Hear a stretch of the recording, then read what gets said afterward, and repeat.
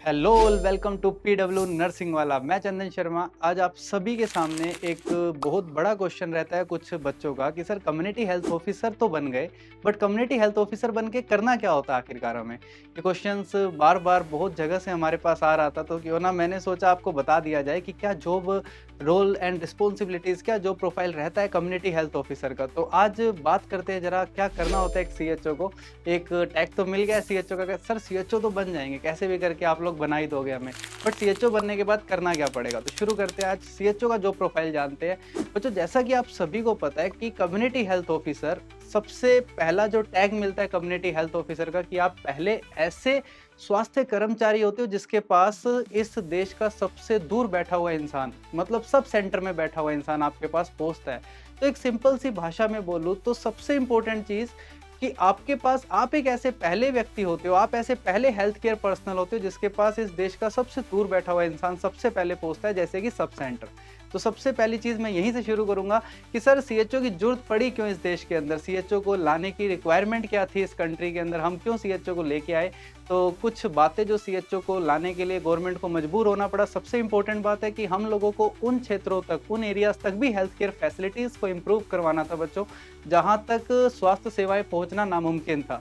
हम sub centre के level पे गए। प्राइमरी हेल्थ केयर सेंटर तो फिर भी अच्छी खासी पॉपुलेशन पे होता है, हम उस आबादी में पहुंचे जहां सिर्फ 3000, 2500, 2000, 2000 टू 3000, 4000 की पॉपुलेशन रहती है। कस्बा हो गया, छोटा सा एरिया, छोटा सा, एकदम छोटा सा गांव, जहां पे स्वास्थ्य सेवाएं पहुंचानी बड़ी मुश्किल थी। वहां पे हमने ऐसे ट्रेंड हेल्थ केयर पर्सनल को बिठाया, सरकार ने सोचा क्यों ना इनको ट्रेन किया जाए और इनको वहां पे बिठाया जाए। पहली बात जैसे ही हमें पता लगी, उसके बाद हम लोगों ने सोचा कि सरकार इतना पैसा हेल्थ के स्वास्थ्य के ऊपर खर्च कर रही है, यूटिलाइजेशन पे खर्च कर रही है, तो कैसे भी करके हेल्थ यूटिलाइजेशन को इंक्रीज कैसे किया जाए। और इंक्रीज कब होगा यार, जब लोग उसका यूटिलाइज करेंगे। तो स्वास्थ्य सेवाओं को इंक्रीज करना। तीसरा इंपॉर्टेंट पॉइंट था कि कहीं ना कहीं लोग कॉम्प्रोमाइज कर रहे थे केयर को लेकर ना। दूर बैठा होता कोई इंसान, ये सोचता है क्या ही जाएंगे डॉक्टर को दिखाने छोड़, क्या ही जाएंगे सीएचओ से मिलने छोड़, इतना दूर जाना पड़ेगा, 15-20 किलोमीटर दूर अस्पताल होगा। हमने उसी के गांव में ले जाके हेल्थ केयर पर्सनल को बिठा दिया, कम्युनिटी हेल्थ ऑफिसर को बिठा दिया, वो आराम से आ सकता है कोई भी सेवाएं लेने। कुछ ऐसी चीजें थी। और सबसे इंपॉर्टेंट मेन काम जो हम लोगों ने किया, सीएचओ बना के हमने प्राइमरी और सेकेंडरी जो हेल्थ केयर वर्कर्स थे, हेल्थ केयर लेवल थे, जो पीएससी थे, सीएससी थे, कम्युनिटी हेल्थ केयर सेंटर थे, प्राइमरी हेल्थ केयर सेंटर थे, उनका वर्कलोड कम कर दिया।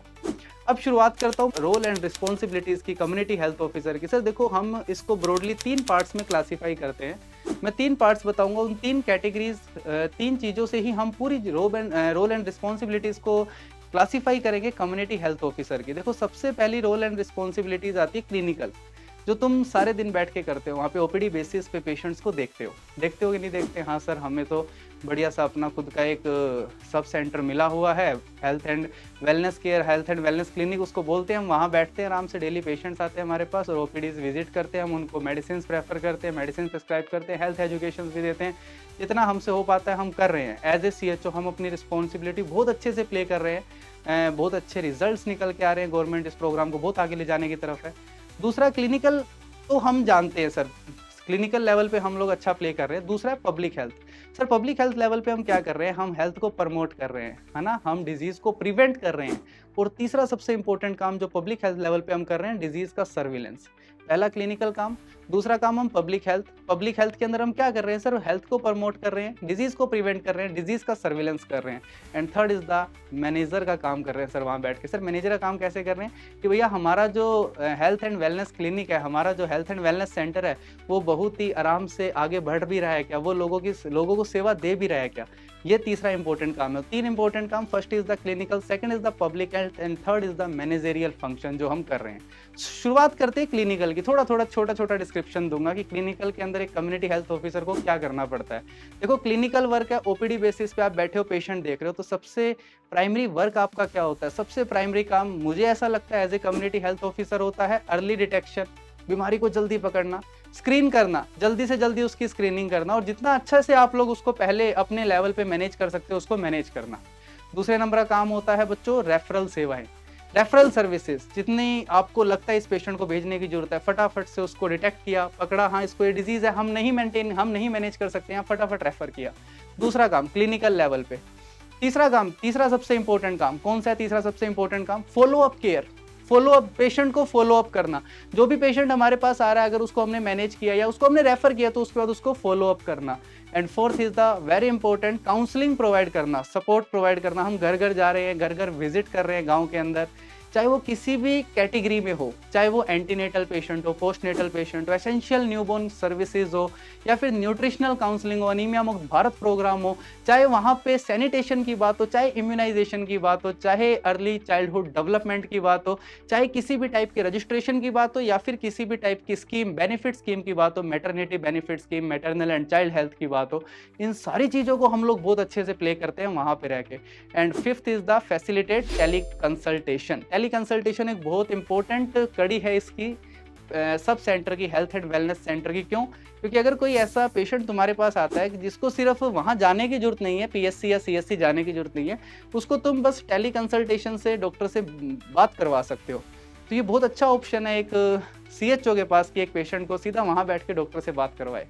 तो ये हम लोग क्लिनिकल बेसिस पे कर रहे हैं। देन सेकंड हम पब्लिक हेल्थ की बात करते हैं। पब्लिक हेल्थ बेसिस पे हम लोग सबसे इंपॉर्टेंट काम कर रहे हैं हेल्थ प्रमोशन का। हेल्थ प्रमोशन मुझे नहीं लगता आप लोगों को ज़्यादा बताने की जरूरत है। हेल्थ प्रमोट आप बहुत अच्छे से कर रहे हो सर, हम हेल्थ एजुकेशन दे रहे हैं, हम जितना मोटिवेट हो सके लोगों को मोटिवेट कर रहे हैं, हम न्यूट्रिशनल गाइडलाइंस बहुत अच्छे से लोगों को सिखा रहे हैं कि कैसे हाइजीन रखनी है, कैसे सैनिटेशन मेंटेन रखना है, कैसे अच्छा खाना है, कैसे बैड हैबिट्स को छोड़ना है, कैसे स्मोकिंग और ड्रिंकिंग को हम रोक सकते हैं। सारी चीज़ें हम बहुत अच्छे लेवल पे सिखा रहे हैं पेशेंट्स को। Second is the disease prevention. Disease prevention की बात की जाए तो भैया अगर स्क्रीनिंग करोगे टाइम पे, अर्ली डायग्नोसिस करोगे, तो हम कैसे ना कैसे डिजीज प्रिवेंशन भी कर रहे हैं भैया। कर रहे हैं कि नहीं कर रहे? बिल्कुल कर रहे हैं सर। और डिजीज सर्विलेंस, मान लो कोई ट्यूबरक्लोसिस का केस डिटेक्ट होता है, कोई आउटब्रेक्स आ जाता है, कोई कम्युनिकेबल डिजीज आपके गांव में, तो मुझे लगता है आप लोग बहुत अच्छे से उसका सर्विलेंस करते हो कि उसको आइसोलेट रखा जाए, क्वारंटाइन रखा जाए, वो बीमारी आगे ना फैले दूसरे क्षेत्रों के अंदर। तो ये हमारे दो बहुत इंपॉर्टेंट काम। दूसरा बताया पब्लिक हेल्थ के बारे में, जिसके अंदर हम सबसे इंपॉर्टेंट काम कर रहे हैं, that is the health promotion. Second disease prevention and third is the disease surveillance. Then आगे की बात करते हैं सर, इसके अलावा और क्या काम है सर? तीसरे नंबर की आपने बात बताई थी मैनेजरियल फंक्शन की। मैनेजर के लेवल पे जो फंक्शन कर रहे हैं, मैनेजर के लेवल पे हम क्या काम कर रहे हैं? मैनेजर के लेवल पे हम लोग सबसे इंपॉर्टेंट काम कर रहे हैं कि हमारे हेल्थ एंड वेलनेस क्लिनिक को किस तरीके से आगे लेके जाना है, हेल्थ एंड वेलनेस क्लिनिक को कैसे एफिशिएंट बनाना है, कितना एफिशिएंट उसको बना सकते हैं। देखो, इसके अंदर सबसे इंपॉर्टेंट काम जो तुम कर रहे हो आज की डेट में, मुझे लगता है बच्चों, दैट इज द रिकॉर्डिंग। तुम डाटा रिकॉर्ड कर रहे हो, तुम डाटा बचा रहे हो, तुम डाटा इकट्ठा कर रहे हो, कलेक्ट कर रहे हो गवर्नमेंट के लिए, तुम रिपोर्ट कर रहे हो। डाटा को इकट्ठा कर लिया तुमने, रिकॉर्ड कर लिया डाटा को, देन उसको रिपोर्ट कर रहे हो। कहाँ रिपोर्ट कर रहे हो? सीधा मिनिस्ट्रीज को रिपोर्ट कर रहे हो। सारा डाटा सीधा हेल्थ मिनिस्ट्रीज के पास जा रहा है, तुम्हारा रिकॉर्ड किया हुआ। बच्चों सोचो, हम उस एरिया से डाटा रिकॉर्ड करके ला रहा है एक सीएचओ, जहाँ पे स्वास्थ्य सेवाओं का पहुंचना भी नामुमकिन था, हम वहां से डाटा लेके आ रहे हैं। अब हम वहां से डिजीज का डाटा लेके आ रहे हैं। गवर्नमेंट को इतना ईजी हो गया है, मिनिस्ट्रीज को इतना ईजी हो गया है काम करना कि वो 1 मिनट में अब बहुत आसानी से पता लगा पा रहे हैं कि हमें किस क्षेत्र में कौन सा प्रोग्राम बहुत एफिशिएंटली रन करना है, किस क्षेत्र के अंदर हमें कौन सा प्रोग्राम देने की जरूरत नहीं है, किस क्षेत्र के अंदर हमें कौन सी दवाइयां भेजने की जरूरत है, किस क्षेत्र के अंदर हमें लोगों को किस चीज़ के लिए जागरूक करने की जरूरत है। तुम्हारे इस काम से सीधा मिनिस्ट्री के पास अपडेट्स जा रहा है, डाटा रिकॉर्ड हो रहा है। शायद आज से पहले जब सीएचओज नहीं आए थे, मुझे लगता है ये डाटा आ ही नहीं रहा था, है ना। ये लोग ऐसे थे जिन तक स्वास्थ्य सेवाएं भी नहीं जा रही थी और डाटा भी नहीं आ रहा था, बट अब तुम लोग वो डाटा इकट्ठा करके लेके आ रहे हो। ये सबसे इंपॉर्टेंट काम, रिकॉर्डिंग एंड रिपोर्टिंग।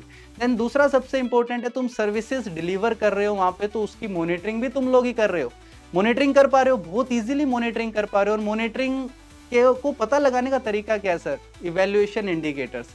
अगर तुम इवेल्युएट कर पाओगे, अगर मिनिस्ट्रीज इवेल्युएट कर पाएगी, पहले तुम इवेल्युएट करोगे कि कितने पेशेंट हमने कितनी सर्विसेज दी, कितने लोग ठीक हो गए, देन वो डाटा मिनिस्ट्री के पास जाएगा और मिनिस्ट्री को पता लगेगा तुम्हारा हेल्थ एंड वेलनेस सेंटर कितना एफिशिएंट इफेक्टिवली काम कर रहा है।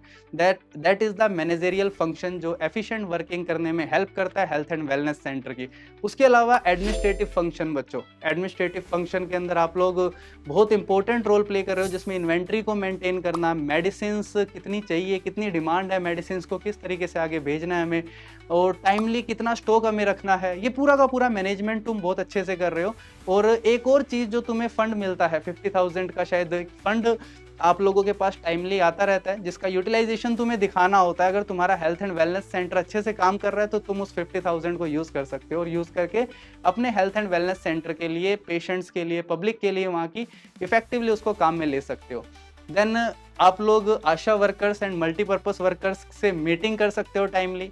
ये भी मैनेजरियल रोल के अंदर ही है ना। मैनेजर, एज ए मैनेजर तुम क्या रोल कर रहे हो कि भैया जो हमारे नीचे वाले लोग हैं जो काम कर रहे हैं वो लोग एफिशिएंट काम कर रहे हैं कि नहीं कर रहे, तो उनके साथ टाइमली मीटिंग लें, उनसे रिपोर्ट कलेक्ट करें कि भाई तुम्हें क्या क्या दिक्कतें आ रही है काम करने में, गाँव में कैसी कौन सी ऐसी समस्याएं हैं, ये भी तुम ही कर रहे हो, है ना। सारी उनसे बातें पूछना कि तुम्हें क्या दिक्कतें आ रही है, गाँव में क्या दिक्कतें हैं, वो सारा डाटा तुम्हारे पास आएगा। देन तुम वो डाटा आगे भेजोगे, तुम अपने पीएससी के एमओ को भेजोगे सारा डाटा। ये काम भी तुम लोग कर रहे हो बहुत इफेक्टिवली। सबसे इंपॉर्टेंट चीज़ जो आज के टाइम पे सीएचओ कर रहा है, मुझे लगता है देश के स्वास्थ्य सेवाओं के अंदर सबसे अच्छा काम अगर कोई प्ले कर रहा है तो वो सीएचओ कर रहा है, क्योंकि उसकी job responsibility, roles and responsibility मैंने आपको 3 कैटेगराइज करा। पहला मैंने आपको क्लिनिकल बेसिस पे बताया, दूसरा मैंने आपको फंक्शनल बेसिस पे बताया किस तरीके से हम फंक्शनल बेसिस पे कर रहे हैं, हेल्थ प्रमोशन के बेसिस पे, डिजीज़ प्रिवेंशन के बेसिस पे कर रहे हैं, डिजीज़ सर्विलेंस के बेसिस पे कर रहे हैं, and third is the managerial function, हम कैसे मैनेजर के बेसिस पे कर रहे हैं।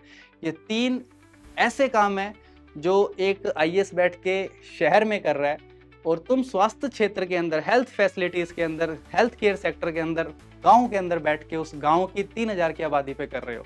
कोई ज़्यादा फ़र्क नहीं है उनके और तुम्हारे काम में।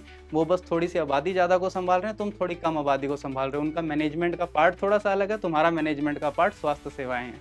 तो मुझे ऐसा लगता है सीएचओ का रोल आज के भारत देश के इस समय के अंदर सबसे ज़्यादा महत्वपूर्ण बन जाता है बच्चों। और ये जॉब रिस्पॉन्सिबिलिटी जो डिफ़ाइन करी है गवर्नमेंट ने, जो कि मुझे लगता है आप सभी को पता होनी चाहिए, और मुझे लगता है इसी ओर हमारे जितने भी सीएचओ हैं वो काम भी कर रहे हैं, और बनने वाले, आने वाले जितने भी भावी कम्युनिटी हेल्थ ऑफिसर हैं वो भी इसी बेसिस पे काम करेंगे। This is all about from my side. Thank you so much. ऐसी बहुत सारी जानकारी आप सभी को हमारे माध्यम से मिलती रहेगी समय-समय पर। Thank you so much. Bye bye. ख्याल रखें, मुस्कुराते रहें।